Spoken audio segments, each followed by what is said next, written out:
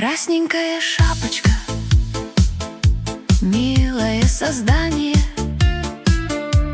есть и дарование, плюс очарование. Красота снаружи, внутри стальной каркас, изумлять способна выходкой подчас. Месяц светит ярко, тени пляшут криво, все в лесу дремучем выглядит тоскливо.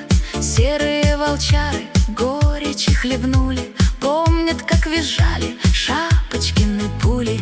Опять лесной тропинкой, избегая ямы, шапка держит путь, как учила мама. Бабушку порадовало дело-то святое, вниманием своим и разной вкуснотою. Шла в раздумьях шапка в полной тишине, переставляя ножки, как будто в полусне. Сильно озадачила ее недавняя картина, волком была занята вся бабкина перина.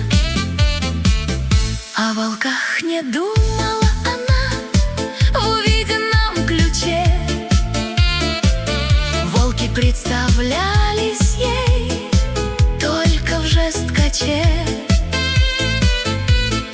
Оказалось, волки могут быть полезны и, возможно, даже не только при болезнях. И другая мысль ее все время бередила: жаль, что я патронов мало раздобыла. Вдруг опасность грянет, а калаш пустой. Мамочка не вынесет, если что, со мной. Ведь запас не тянет, хоть тяжело нести. Оружие поможет мне жизнь свою спасти. Ведь в лесу дремучем бывает разный зверь, от двуногих можно тоже ждать потерь. Смелая девчонка, медленно шагая, о девичьем думает, лес пересекая. Может попросить мне пулю лесника, разве не уважит он красивого стрелка? И, направив ножки к известному местечку, видит, как лесник дровами разжигает печку. И с улыбкой шапка самым нежным тоном: добрый вечер, дядя, как насчет патронов? Лесник усмехнулся в пышные усы: патронов мне не жалко для такой красы.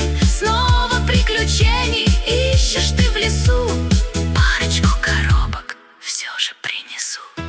По лесу ходить, вот твоя стезя, без патронов чаще жить никак нельзя. Наполнил дядя тут же Шапкин патронтаж, будет вновь доволен автомат-калаш.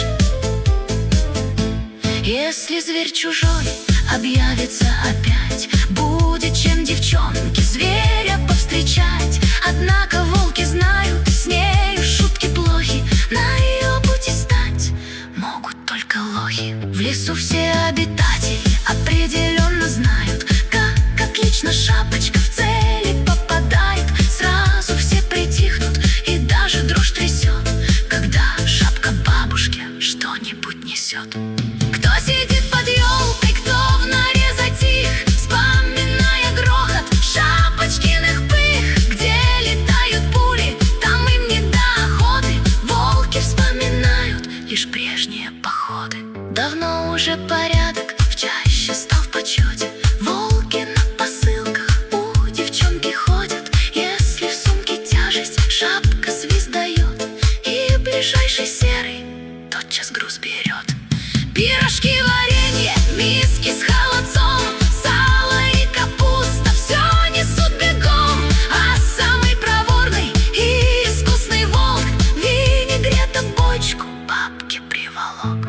Скачут по тропинкам серые гонцы, словно по уставу служат молодцы. К бабушке во дворик стройною гурьбой груз доставят быстро и скорей домой. Бабушка довольна, гладит их рукой: ай да молодцы, какой отряд крутой! Вот вам на съеденье вкусное рагу, чтоб бежалось легче по лесному. Девушка смеется, серые солдаты. Вот бы вас, ребята, приучить к салату. Винегрете свекла и много гороха. Волки загрустили, нет уж, это плохо. Девушка довольна, щурясь веселей. Вот так дисциплина стала средь зверей. Если по-хорошему, то мир да благодать. Ну а по-плохому лучше всем не знать. Волкам не все нравится, но довольны все ж. Лучше шапку слушаться, чем попасть под нож. Ну и что с того, что нету аппетита? Главное, что шапка больше не сердита. Старший волк спросил, трепеща слегка: нам бы сделать форму хоть для вожака, чтобы зверь лесной сразу понимал, перед ним не хищники, а важный персонал. Вы стали службою доставки, первые в лесу. Если что-то надо, мигом принесут. Дружно отвечали за качество работы. Жить вместе с нами станет беззаботно. А когда в дороге шапку застают, волки все по струнке честь ей отдают. Вожак же тихо шепчет: это ж без сомнения лучше быть курьеру, чем ее мишенью. Красненькая шапочка, милое создание, есть и дарование, плюс очарование. Красота снаружи, внутри стальной каркас, изумлять способна выходкой подчас.